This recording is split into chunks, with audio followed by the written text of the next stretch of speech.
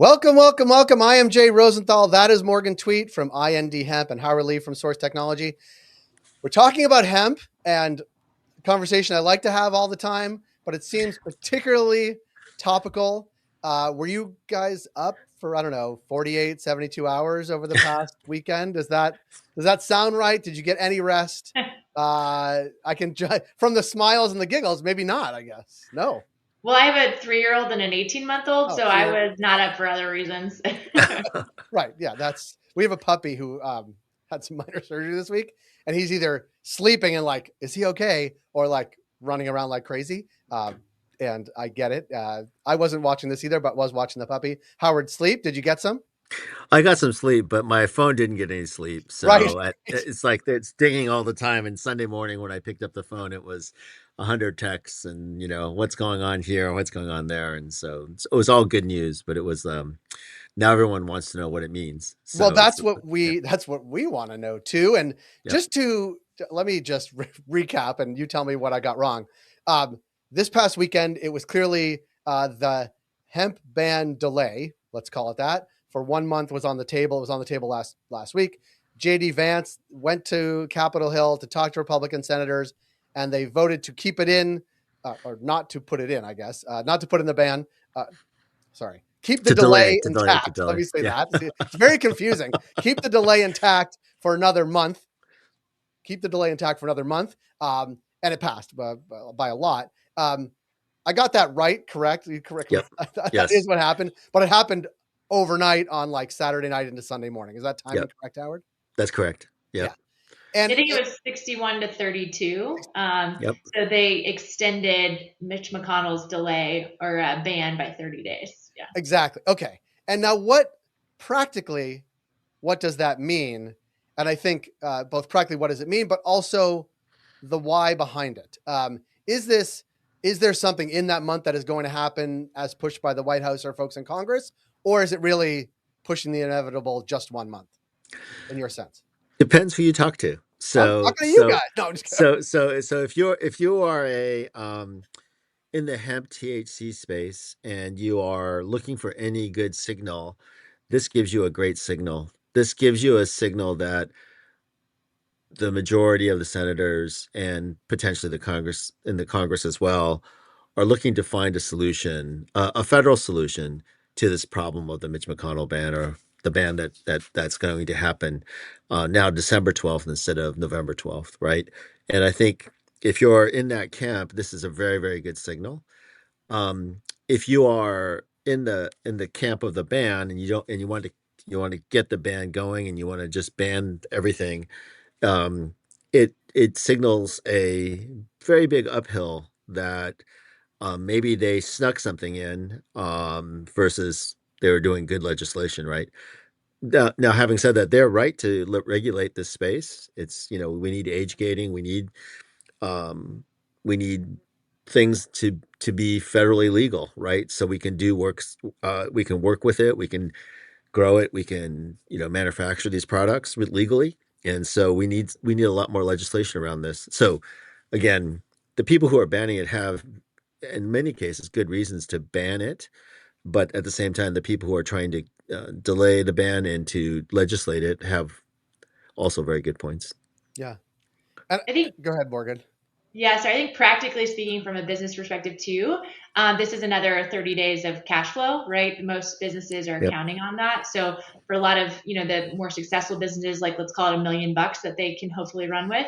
I think all of us that are trying to promote good regulation, this is hopefully another a month where we can really get to work and get that legislation introduced. But I guess I take a little bit more of a cautious tone there, as I think it's a bit of a consolation prize if nothing happens, right? Like I'm a little worried that we potentially wasted some political capital to achieve it. I wanted it to happen, like for all the reasons Howard talked about, but there is, I'm just a little cautious because at the end of the day, 30 days doesn't really help that much. Most businesses are still going to be winding down right now. We saw this weekend that like Square has already started sending out notices that they're no longer working with hemp companies. And so companies that are like seeing that like there's no solution are already making these moves to wind down. And I don't think 30 days is necessarily giving them enough signal to like not do that. So it's probably still a mixed bag of emotions. And from our perspective, Howard and I work on a coalition that is trying to introduce really robust legislation. For us, that is like another 30 days that we can really dig in there, hopefully have some support here soon. And it really did give us a new list of targets, because all of those senators that wanted the ban to stay in effect, they just want a solution, right? And the only thing right now that they see as a solution is enacting the ban. And so to us, we're like, well, here's an opportunity to really go to those people and say, let's look for long-term solutions and long-term success, and really try to unpack that with them.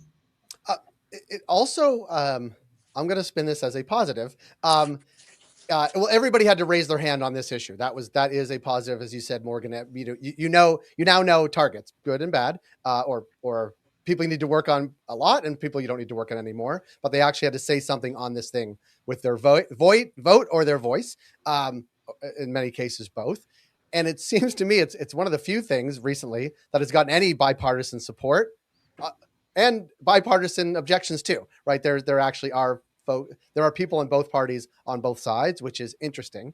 And I guess that points back sort of the other end of Pennsylvania Avenue, which is the White House on this, which played an important role. We talked about J.D. Vance going to talk to Republican senators on this to push for that delay.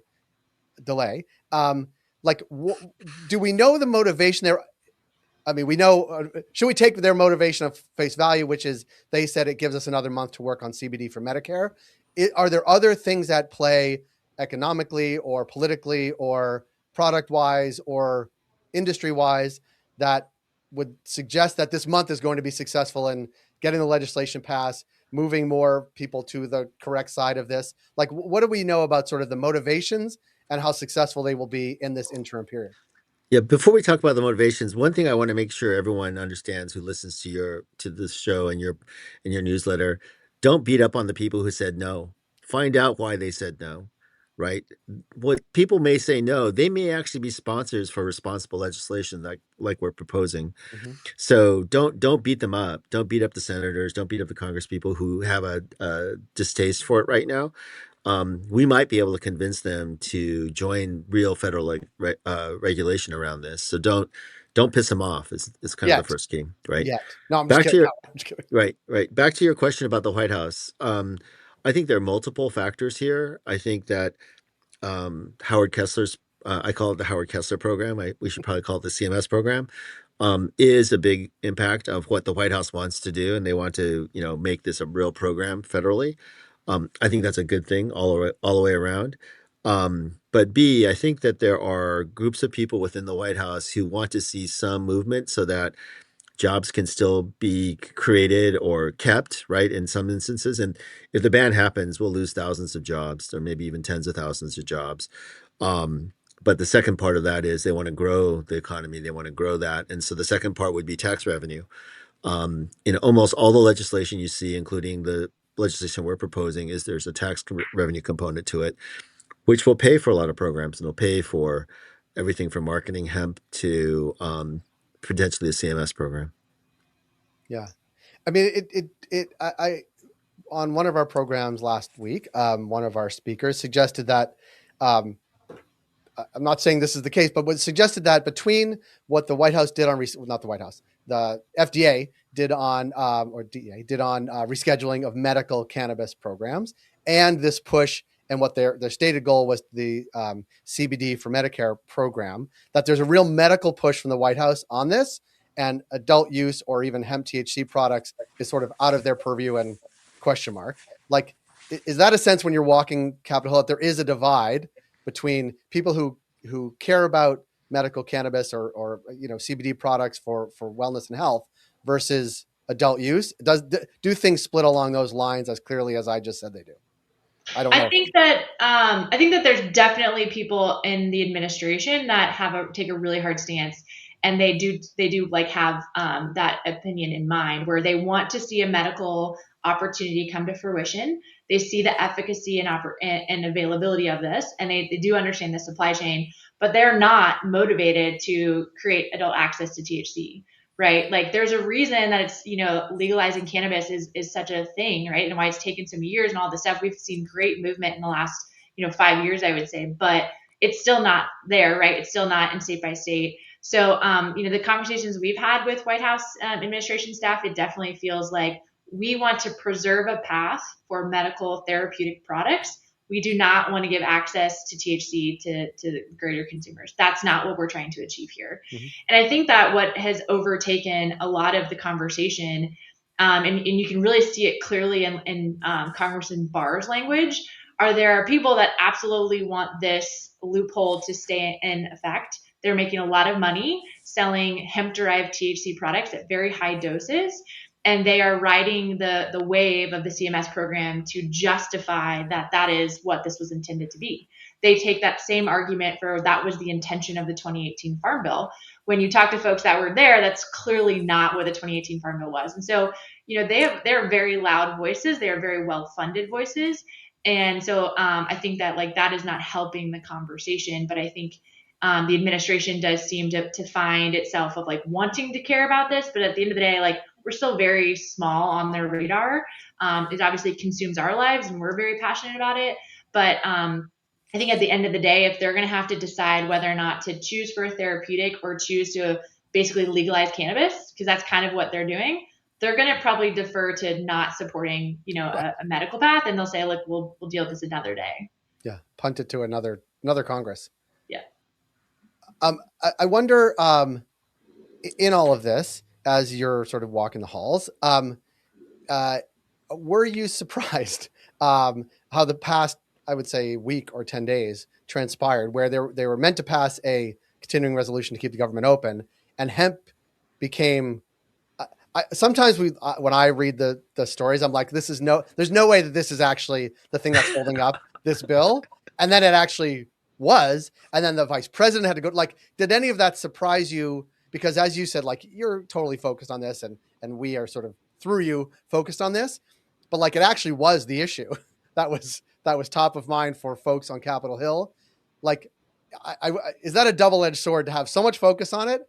And isn't that great that people are focused on it, I guess? I don't think it's a double-edged sword. So the first thing is I was shocked. I thought, again, Senator Thune, I thought had cloture, it's COLTRUE. Yeah. So he had that vote. So he could have just pushed it all aside. I thought, right. And so I thought we were, Friday night, it was pretty comfortable that they weren't going to deal with it. Then it erupts again Saturday. Right.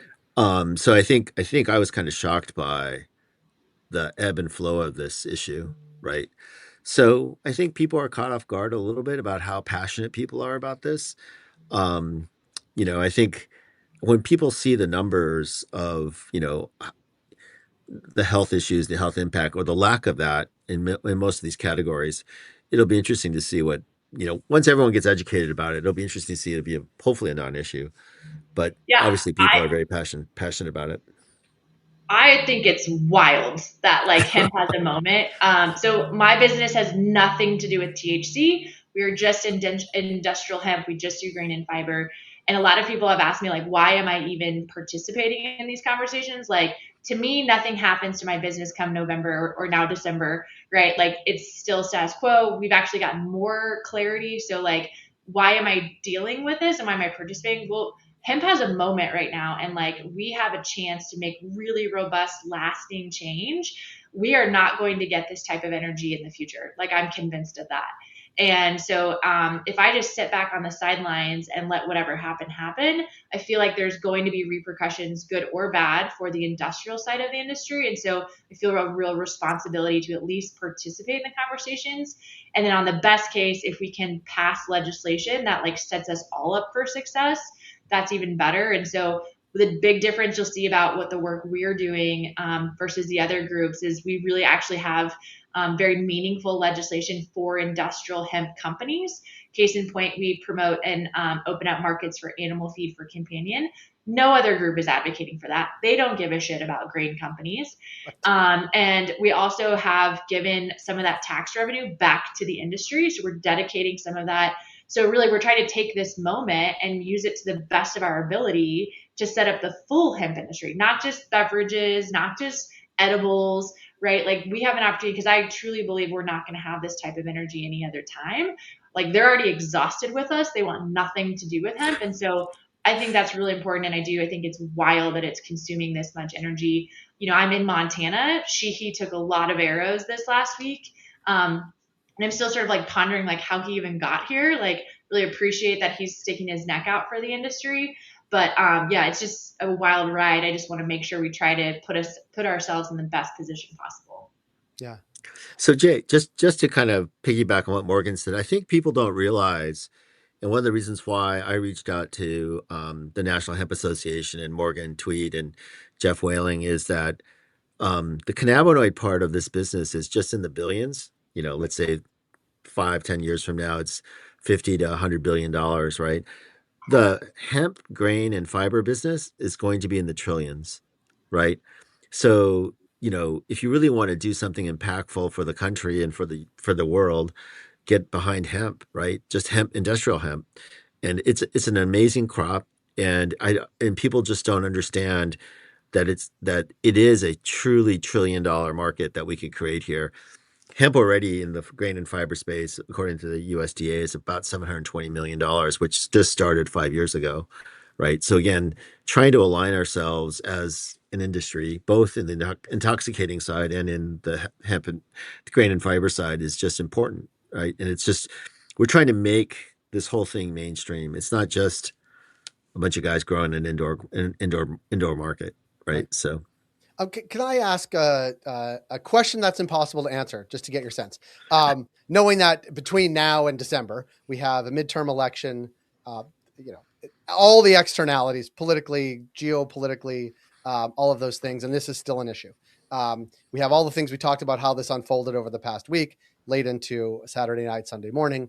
The personalities and players on different sides of this, like.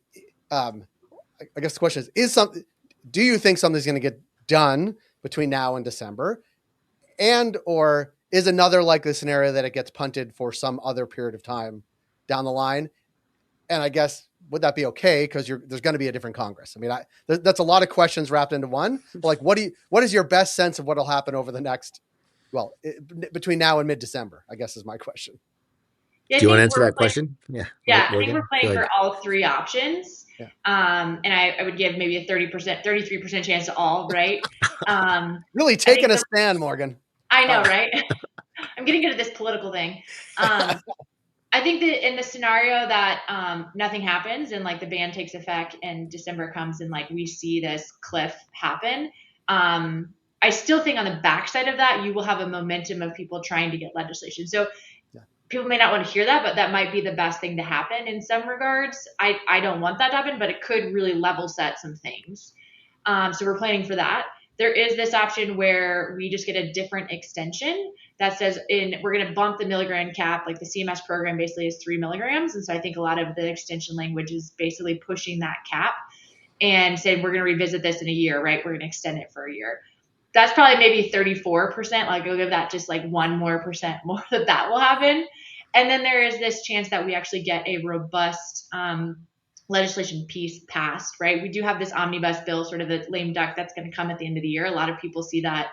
And I think tactically for folks that don't quite understand, like standalone bills don't pass anymore, right? That doesn't happen. You have to have a moving vehicle. And so I think that's one of the reasons tactically they pushed an extension 30 days is to sort of put it in the window that something could be slipped into this omnibus bill. And so it could like that, maybe that gives it the 34% chance, but whether it's an extension that gets put in there or full legislation, that's TBD. We're going to work really hard to try to get the full language because none of us want to come back to this. We don't want to be doing this for another year. Do your real jobs. Yeah, exactly. And the reality is like, the status quo today is a problem, right? And so that's why like we need to have this fixed. A 3 milligram cap would, I think, help a lot, and a lot of the bad actors would find it challenging to operate in that environment. But that doesn't set us up for like enforcement, for taxes, for creating, longevity for things to be able to invest in and understand. The fact that Square pulled back on all these hemp companies, like you're going to see more businesses. We're talking insurance, like accounting, like so many things, banking, that year is going to really struggle. So the idea that a 3 milligram extension for a year is helpful, I think, is going to be really challenging for businesses to operate in. Yeah. When you are in the jobs that you are for as long as you've been in them, did you expect it would be? Expect. Does politics, policy, lobbying take up more time than you thought it would, Howard? Oh, well, so we're the founders of Kava, right? We funded Kava for the first 2, 3 years of its existence, and it was just a team member on our side that was doing it. I did not expect to be flying to Washington D.C. every month or twice a month or any of this stuff, but it's too important not to work on. Too many of our customers depend on it. Even on the regulated side, it's just important for us to be advocates here. And I would say to you, unfortunately or fortunately, I'm going to plan on probably spending a third of my time from now until perpetuity. So I've been in the industry for 10 years in the regulated space, and then also on the hemp THC side. But now I'm getting much more involved on the state by state level. So um, it's unfortunate, but it's also very fortunate. So, when I say very fortunate, I do like to see how the sausage is being made and how we can influence it and how we can help people make the right decisions. Just Yeah. education is huge, right? Just Yeah. telling these people. And we meet people on both sides. Yeah. And DC is quite nice, quite a lovely town. That is. Not in the summer. Not in the summer. No, for sure not in the summer. I tell my kids that when I worked on Capitol Hill, when they were in session, I had to wear a suit and tie every day, like a Yeah. proper suit. Yeah. Like, but isn't it too hot? I was like, yes, it was too hot. And that's why I don't wear a tie anymore, because That is truly the one downside is my dry cleaning bill has gone skyrocketed, right? So like, I like to wear shorts to the office. oh So no, it doesn't it's fancy and formal. It's maybe the yeah. last place that's fancy and formal. I mean, law offices aren't fancy really formal anymore, Yeah. except in DC. Yeah. I don't Well, know if Wall Street is fancy and formal. Yeah, try that's trying to why. get a wardrobe when you're pregnant, have a kid, go through postpartum, and you're nursing. I think I've had to buy like 4 different like full wardrobes to just get to DC. It's a lot. It's a lot of clothes and cleaning, and yeah. So send the bill to Congress for that one, Morgan. We appreciate the time, and this story is obviously we just talked about why it's not over, but maybe we'll continue to have you on as things evolve or not, because nothing happening is also a story too. But Howard and Morgan, thank you for the work that you have done, all the travel back and forth and effort put in DC as well. And we will connect with you as time goes on, because we're sitting in mid-August. We have a couple of months till the election, and another month after that till this ban goes into effect or whatever's going to happen next. So we appreciate the time, energy, effort, and we'll connect with you down the road. Thanks, Thanks, Jay. Jay. You got it. And Thank you. Okay. for folks that may be interested to check out thegoodnessofhemp.org, it's a great website to talk about what our policy pillars are. And if they have any questions, feel free to reach out. And it's in the show notes too. Thank you. There we go. All right. Bye, y'all. Thanks. Bye.